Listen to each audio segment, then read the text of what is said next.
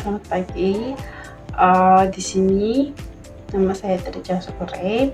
Di sini saya akan presentasi materi saya tentang model-model pembelajaran. Ya, jadi materi yang pertama yaitu model-model pembelajaran, yang dimana model-model pembelajaran merupakan suatu perencanaan atau suatu pola yang digunakan sebagai pedoman dalam perencanaan pembelajaran di kelas atau perangkat-perangkat pembelajaran termaksud di dalamnya buku, film, kurikulum, komputer, serta lain-lainnya. Menurut Joy dan Weil berpendapat bahwa model-model pembelajaran adalah suatu rencana atau pola yang dapat digunakan untuk perencanaan kurikulum atau rencana pembelajaran jangka panjang, perencanaan bahan-bahan pembelajaran, dan membimbing pembelajaran di kelas atau lainnya. Ya, selanjutnya di sini berdasarkan pertimbangan pemilihan model pembelajaran, di mana sebelum menentukan model pembelajaran yang akan digunakan dalam kegiatan pembelajaran, ada beberapa hal yang harus dipertimbangkan guru dalam memilihnya, yaitu yang pertama, pertimbangan terhadap tujuan dan hendak dicapai pertanyaan-pertanyaan yang dapat diajukan.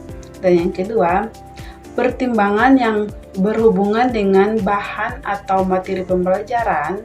Yang ketiga, pertimbangan dari sudut-sudut peserta didik atau siswa. Dan yang keempat, yaitu pertimbangan lainnya yang bersifat non-teknis. Berikutnya di sini adalah ciri-ciri model pembelajaran, yang dimana model pembelajaran memiliki ciri-ciri sebagai berikut, yaitu yang pertama, berdasarkan teori pendidikan dan teori belajar dari para ahli tertentu. Sebagai contoh, model penelitian kelompok disusun oleh Herbert Delen dan berdasarkan teori dari John Dewey. Model ini dirancang untuk melatih partisipasi dalam kelompok secara demokratis. Dan yang kedua, mempunyai misi dan tujuan pendidikan tertentu, misalnya model berpikir induktif dirancang untuk mengembangkan proses berpikir induktif. Dan yang ketiga, dapat dijadikan pedoman untuk perbaikan kegiatan belajar mengajar di kelas. Misalnya, model seperti dirancang untuk memperbaiki kreativitas dalam pembelajaran mengarang. Nah, di sini ada model pembelajaran berdasarkan teori, yang dimana model pembelajaran berdasarkan teori terbagi atas 4. Yang pertama, metode interaksi sosial.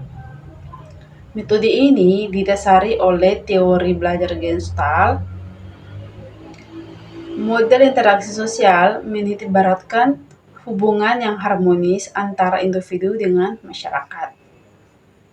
Teori berkembang Gestalt dirintis oleh Max Wertheimer 1912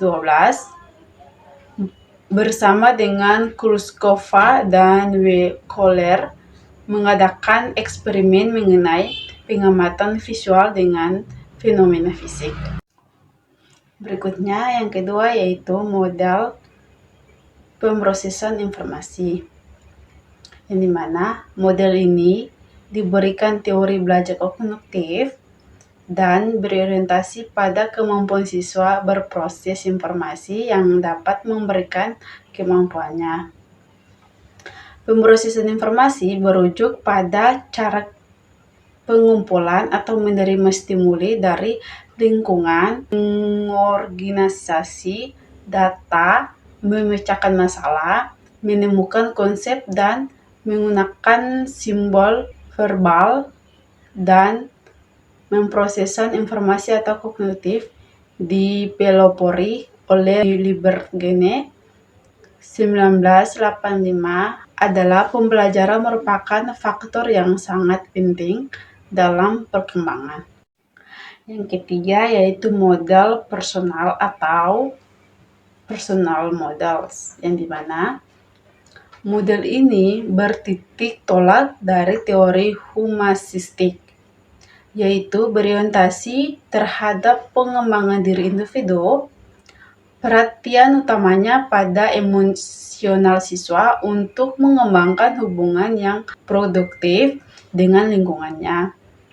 Modul ini menjadikan pribadi siswa yang mampu membentuk hubungan yang harmonis serta mampu memproses informasi secara efektif. Jadi di sini yang keempat atau yang terakhir yaitu model modifikasi tingkah laku, yang dimana model ini bertitik tolak dari teori belajar behavioristik, yaitu bertujuan mengembangkan sistem yang efisien untuk mengurutkan tugas-tugas belajar dan bentuk tingkah laku dengan cara memanipulasi penguatan.